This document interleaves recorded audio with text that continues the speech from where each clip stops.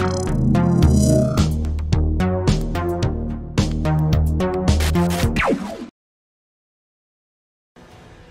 folks, Ryan for the VR Grid here, and today we're taking a side-by-side look at the Quest and PSVR 2 versions of Behemoth.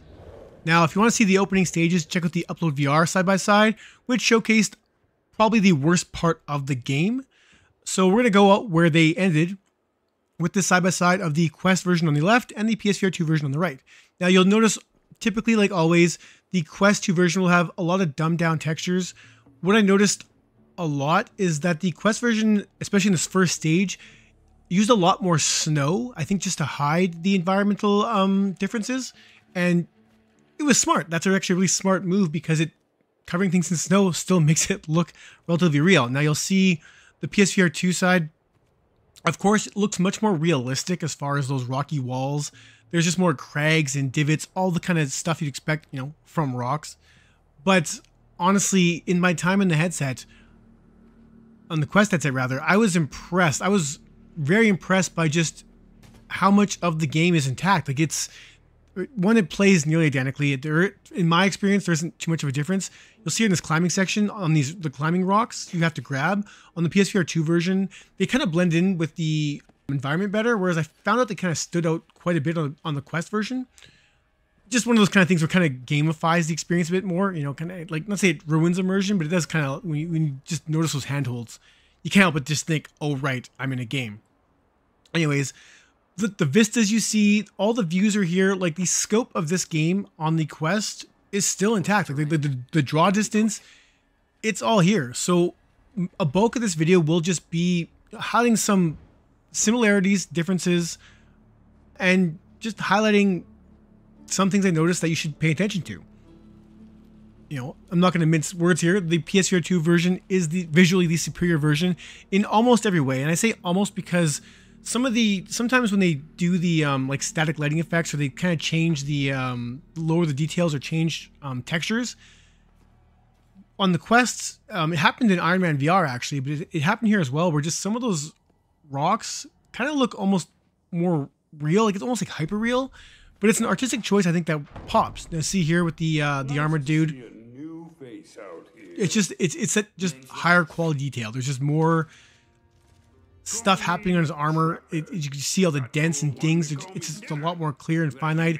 The lighting on his face on the Quest version, it just looks more gamey. It's the best way I got it. I'm not going to say it looks like bad or worse. It just looks like I'm playing a game thanks to those textures and whatnot. I'll get to this next section here. Just walking through these caverns, like it's on both headsets, man. It's phenomenal. Like it's a great looking game. Honestly, it's not the best looking game. I love all the rocks. Like seeing all those rocks tumble on either headset, like that kind of stuff, especially on the Quest, it's so cool to see. I mean, assets are a big deal, and having so many assets on a screen is a huge deal, especially for the mobile processors. So seeing stuff like that really stands out to me as telling me that these developers are really figuring out the Quest 3 headset. You see some combat right here. One of the funny things in the Quest version is that when you kill these guys, when you stab them in the face, their eyes will bug out, like they'll bulge. And on the Quest version, because of their, like, you'll see the eyes bulge huge. It's kind of funny. You'll see it all the time. They still bulge on the PSVR 2 version and the PC version as well, but it's just so much more noticeable in the Quest version. So here's our first kind of encounter with the Behemoth. It's just a quick taste.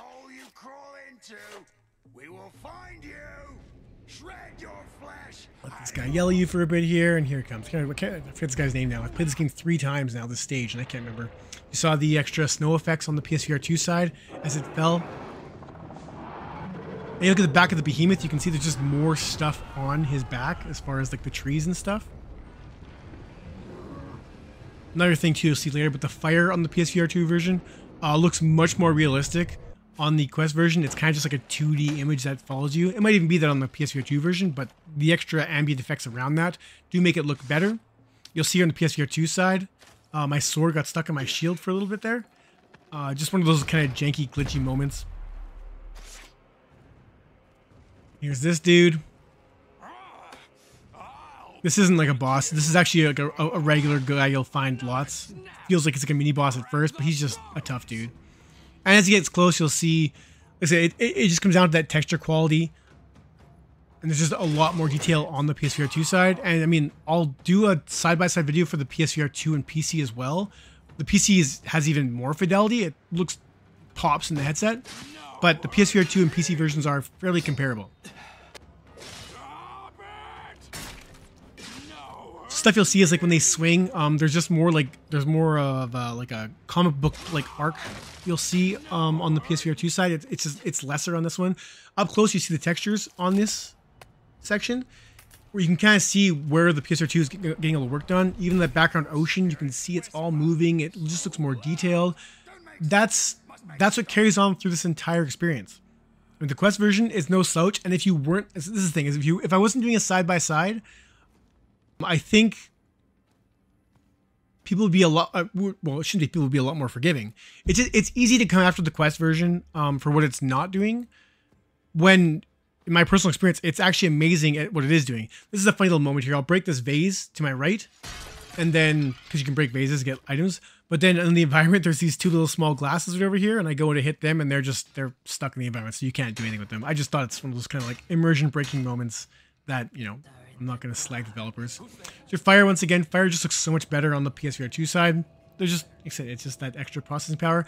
You'll notice how many bodies are hanging on here. This is an asset count thing. There's only 4 on the Quest side, whereas I think there's like 8 on the PSVR 2 side. One of it's those things that have to get removed from the mobile processor. You'll see it again later. Just background items that are just missing. Here's a melee fight. This is kind of where you can exploit the melee. This isn't the best example because you just rage up and then use your strength and just kill everybody, which you can do. You saw the guy glitch through the wall there.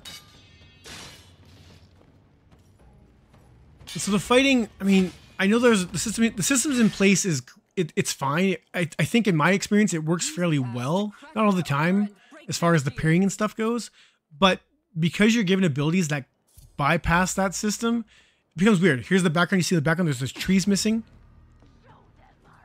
You'll see later on here. Once again, there's trees missing in the background as well behind that night, just far in the distance. The cloud effects are just a little more natural looking on the PSVR 2 side.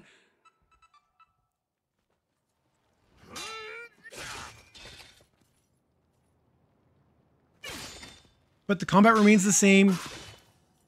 Like, I'm enjoying either experience. Actually, depending upon the day, I really enjoy being untethered. And to me, the VR AF moments in here, whether you're playing on Quest or PSVR, are equal. When you first see those behemoths, it's impressive. Like, and it didn't matter whether I was on the Quest or PSVR 2. I was like, oh man, this is some sweet, sweet VR.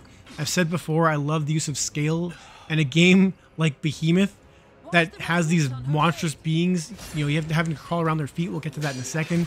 It's awesome. And even the levels, you'll see later on, like, even like as far as, you know, I said they cut out trees and stuff in the background, but there's some draw distances on castles and stuff you'll see later on. It's impressive. It's crazy to see just how much is happening. This is another thing where just the detail on all this icky, gory stuff. When you want detail on gore, and this just looks so much more gross on the PSVR 2 side. I love that. And I just include this next clip in here just because I did it twice and managed to pull it off. We shall see. Here's your little menu thing. Nothing too impressive there. And like I said, you'll see all of these walls and stuff as well. Just the textures. There's just more details happening PSVR 2 side. And watch. This is actually a funny thing with the endurance here, your stamina. If you throw an item, I don't understand exactly how it works, but if you throw an item and, like, you see on the PS4 2 side, my stamina went down to like 0. For some reason, if you throw it, anything, it doesn't matter if you throw it and miss, it just kills your stamina regardless of what you threw. It's a weird mechanic. They need to fix that because it is weird. It's just like, if I just throw an item because I don't want it, my stamina goes down. And it rebuilds quickly, but it's one of those weird things. So we're coming close to the first Behemoth battle. Can't remember the dude's name right now.